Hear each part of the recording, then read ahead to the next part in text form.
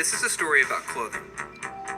It's about the clothes we wear, the people who make these clothes, and the impact that it's having on our world. It's a story as it extends all the way around the world, but it's also simple, revealing just how connected we are to the many hearts and hands behind our clothes. I came into this story with no background in fashion at all, beginning with nothing more than a few simple questions. What I've discovered has forever changed the way I think about the things I wear. And my hope is that it might just do the same for you.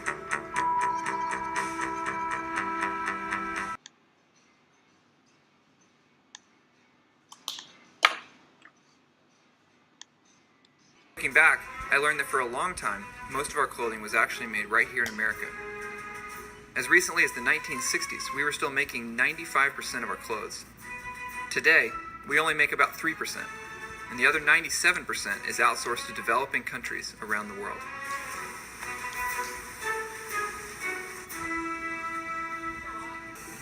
If you actually go to a store and you benchmark the price of a garment over the last 20 years, you will find that it's actually a deflationary product, i.e. the price has gone down over time.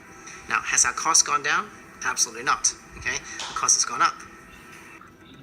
The more production we've outsourced, the cheaper prices have become on the clothing we buy, making way for a whole new model known as fast fashion, almost overnight transforming the way clothing is bought and sold.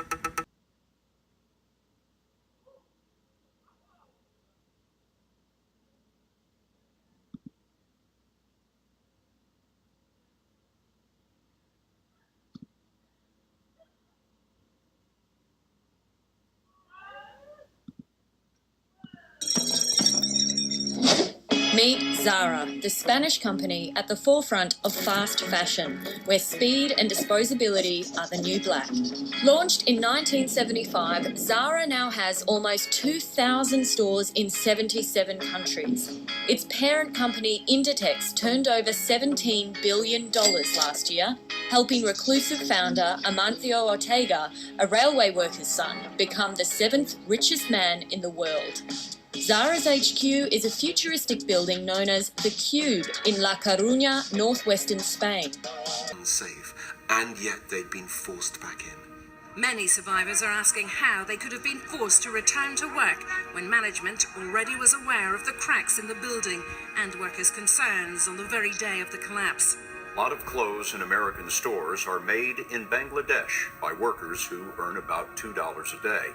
Last month there, a garment factory collapsed, killing more than 1,000. And a few months before that, a factory fire killed more than 100. And as bodies are still being pulled out of the rubble, another factory in Bangladesh caught fire early this morning, killing 8 more people. As story after story of clothing factory disasters kept filling the news, it was now the case that 3 of the 4 worst tragedies in the history of fashion had all happened in the last year. As the death toll rose, so did the profits generated. The year following the disaster at Rana Plaza was the industry's most profitable of all time.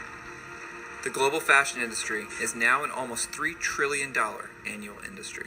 Bangladesh is now the second largest apparel exporter after China. How? Well, unlike some of its competitors, Bangladeshi manufacturing remains dirt cheap, and unions have limited power. The country cornered the absolute bottom of the value chain. Those 1,000 poor girls lost their life because everybody didn't give damn shit, and they just wanted the cheap price and a good profit. It shouldn't be like that. Everybody should take the responsibility for those kids.